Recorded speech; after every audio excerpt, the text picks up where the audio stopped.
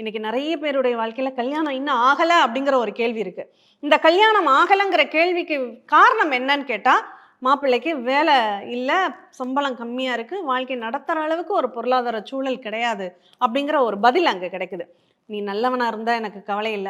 நீ கெட்ட பழக்கம் இல்லாத உத்தமனாக இருந்தாலும் எனக்கு கவலை இல்ல.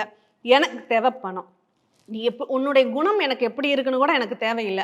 எனக்கு பணம் இருந்தா போதும் அப்படின்னு இன்னைக்கு மார்க்கெட்ல அந்த மாப்பிள்ளை வரன்களை பார்க்கறதுக்கு இப்படிதான் தேர்ந்தெடுக்கும் முறையில இருக்காங்க.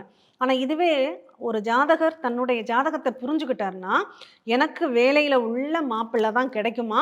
இல்ல வேலை இல்லாத மாப்பிள்ளை தான் கிடைக்குமா? அப்படிங்கிற ஒரு புரிதல் அவங்களுக்குள்ள வந்துருச்சுன்னா, அவங்க வாழ்க்கை நல்லா இருக்கும். இன்னைக்கு பணம் இருக்கிறவங்க எல்லாம் கல்யாணம் பண்ணிட்டு எல்லாரும் சந்தோஷமா இருக்காங்களான்னு கிடையாது. ஒரு வாரத்துல, ஒரு மாசத்துல டைவர்ஸ் கோர்ட் கேஸ்ன்னு போற கேஸஸ் நெறைய நம்ம பார்க்குறோம்.